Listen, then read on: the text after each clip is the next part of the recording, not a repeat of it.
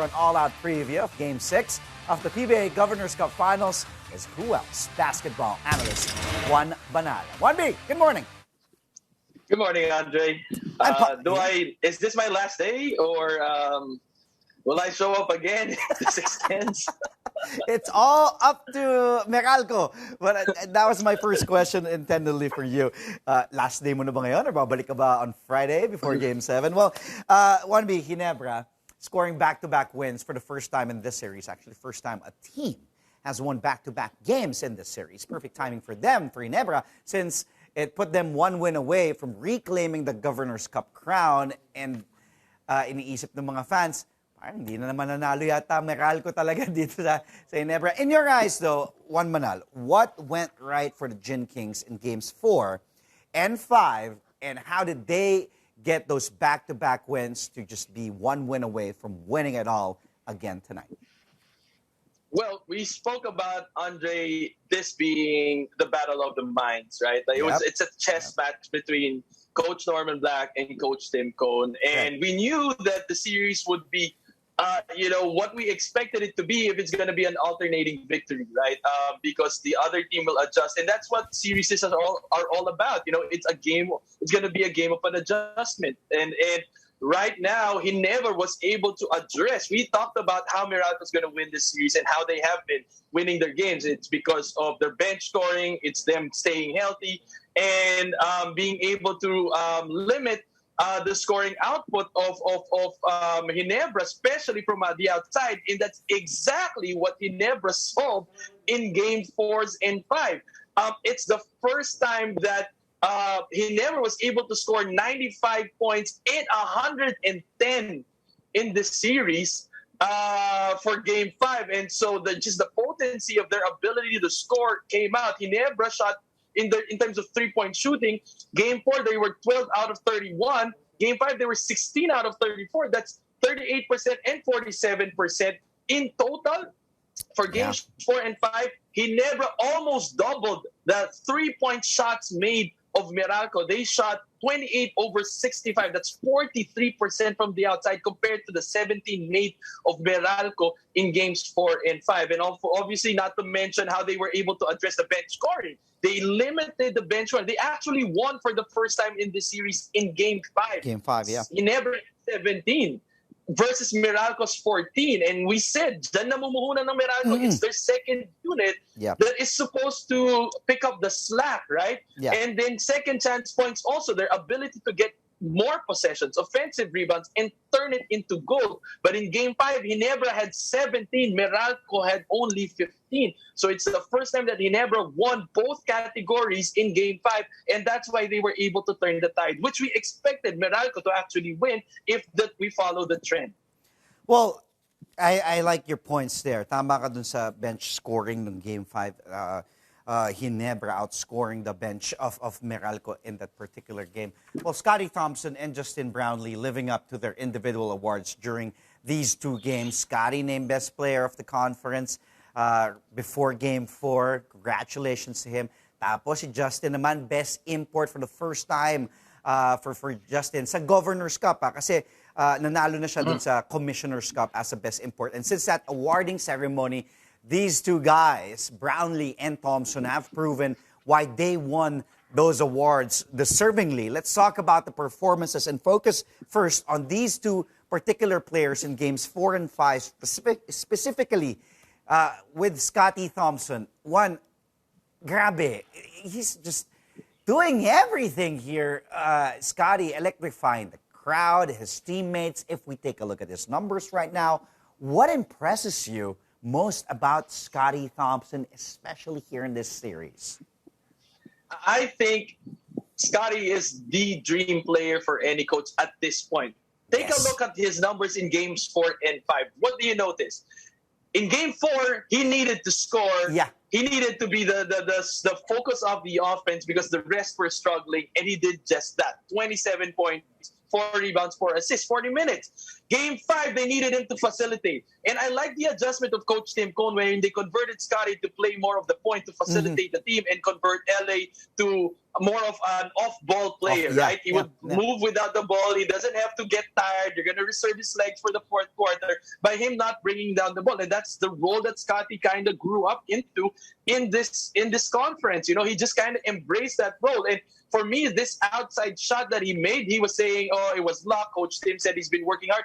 I think it's all about confidence. You know, the more that Scotty has the ball, you feel the flow. And his ability to make that decision to say, I'm going to take this big shot. And it's, I think, the maturity that he has grown into that role in Ginebra that allowed him to make this shot. Basketball is a game of confidence. Madami nga tayo nakikita na hindi naman shooters pero sa sobrang kumpiyansa, nagiging shooter. But for Scotty, it's the maturity to know when to take the shots, and the shots that have to be taken at the right time. And that's why that three went in. It's all about flow. It's all about confidence. And he has embraced that role that Coach Tim has given him for Ginebra. Look at him go. Just out-rebounding Tony Bishop, driving to the lane, taking that big three when needed. Scotty, nauubusan na ako ng words to describe him. And this guy, eto si Justin Brownlee, I think wala na talaga akong maisip. Even when I talk to, Ginebra fans, ano pang masasabi mo kay Brownlee? Malakas, solid, monster, sakalam, do it all. Ito naman mga numbers si Justin Brownlee. Grabe tong import na to, no? 44 minutes in both games 4 and 5. And look at his numbers, 1B. Talk about Justin Brownlee now. Well, his worst game was scoring 19 points in game 3, right? He shot 1 out of 10 from the 3, and he bounced back. And I think that's the asset of a Justin Brownlee. We know his capabilities. I think the Governor's Cup and him winning this is a long time coming. He owns this conference as an import, and he is the benchmark. Like every team, if they're looking and scouting for an import for this conference, they look at Justin Brownlee and say he is the benchmark. And for him to win this is just an icing on the cake. But really, his ability to have that level of maturity, I mean, he's playing with really younger guys than him, right? Yes. And being that role model that there will be bad games, there will be off games, but we're talking about a series. And for you to bounce back, that just gives confidence, I think, to the rest of the guys. Arvin Tolentino is a beneficiary of that confidence, right? He didn't play so well, but then playing around this guy, he makes everyone look better. And he's very quiet. He just does his own thing. And I think that's why people who want to hate him can't seem to hate him, because he's just an all-around guy, and his ability to play. And, I mean, he just compliments Scotty. Both of them, they deserve the awards because they played the roles that they needed to play that was needed by the team. And he's such a nice guy, too. Like, right. the way you see him on the floor is so intense, but just so humble. Yeah, so humble, always smiling all the time off the floor. Just really a great import for Ginebra. He will go down as one of those legends like years to come. Naalala niyo yung Brownlee, sobrang bait, pero sobrang galing. In Game 5, let's talk about the X factor for Ginebrans, Arvin Tolentino. He started and he had 16 points, 4 of 9 from downtown. Here are his numbers, huge numbers from Arvin Tolentino. So early in his career in the PBA, delivering at a big stage like this. He also grabbed 4 boards. Sama mo pa yung 3 big steals. Gaano kalaki to for Ginebra if Arvin Tolentino continues to play this way? His confidence is at an all-time high. You could see it in his body language, the way he lets that ball fly. What makes Arvin Tolentino so important, especially heading into this close-out Game 6? I would have to say there were a lot of intangibles. And I did mention a while ago that Justin Brownlee might be one, Scotty Thompson might be one. Nards Pinto's interview with you yesterday, he spoke about the mentality and the demeanor of the players in Ginebra. It's not about who played well, but did we win, and just having to put aside that ego and how they can contribute. And there will be off nights. Arvin Tolentino was a revelation in the bubble for us. He did play well for Ginebra, in the playoffs also during the bubble, right? And now it's coming out again. There's usually a slump after your rookie year, but Arvin Tolentino and Guest just feeding off the confidence of from the rest of the guys. And shooting threes has a lot to do with confidence. Taking those shots. And Arvin Tolentino, his ability to shoot from the outside is his major asset at this point. They need shooters. They need to open up the floor so that Scotty and Justin Brownlee can drive to the lane. And Arvin adds that factor, the same as Jeff Chan and LA Yeah. making that added arsenal with Arvin Tolentino making it from the outside now creates another problem for Meralco instead of just zeroing or locking in on just a couple of shooters. Importante din, alam na alam niya yung role niya dito. He's a perfect 3-and-D guy Yeah. for Coach Tim Cone and Ginebra. 3 steals, 5 of 10 nga from the field. And I remember that game, quickly lang seeing it ko before that game, bakit nag-start yung Arvin? May nagtanong sa akin. Sabi ko, that's the reason why. When he's getting all those threes, knocking them down and playing great defense on the other end, that's the reason Coach Tim put so much confidence on that young guy, Arvin Tolentino. And the tricky part about that, Andre, is the fact that Arvin is a big guy, so tendency is for a big guy to defend him also. And the habit of big guys is if somebody drives to the basket, your tendency is to automatically help out on defense. And that leaves Arvin Tolentino open, and he knows how to pick and find his spots. And, he just reminds you of a Joe DeVance, right? Coach Tim had a Joe DeVance like this before, and he was his X factor. And now it's Arvin Tolentino who's stepping up to the plate. Well, good for Arvin. Well, Ginebra did have to survive some scares, though, in Game 5. Actually, naibaba pa ng Meralco to just 1 point yung kalamangan in the fourth quarter. At that point, I knew that Meralco would make a run at some point in the game. Yeah. And that was from as high as 14 points. Yung lead ng Ginebra went down to 1. I was like, okay, here's Meralco's turn to come back in this game. What adjustments do you expect to see from Barangay Ginebra here in Game 6?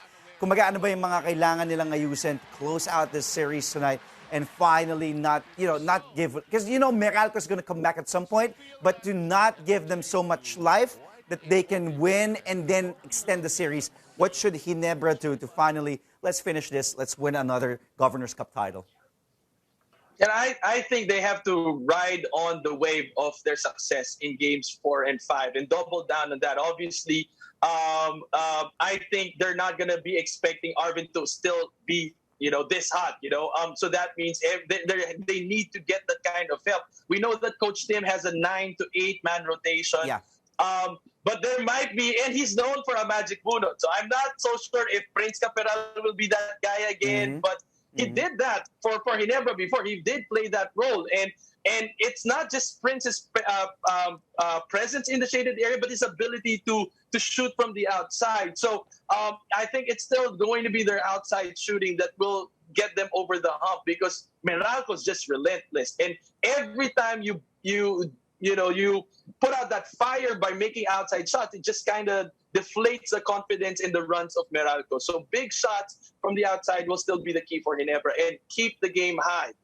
Well, 1B, stay where you are. We will continue this all-out discussion after a quick break. We'll have with us today basketball analyst Juan Banal, and Juan and I have been having that all-out preview of Game 6 of the PBA Governor's Cup Finals, and that crucial game will tip off tonight still at the Big Dome, the Smart Aeronaut Coliseum. We were done talking about Barangay Ginebra earlier. Now let's move on to Meralco. 1B, what went wrong for the Bolts in Games 4 and 5? What do they need to address heading into Game 6 if they want to survive the series, extend to a Game 7?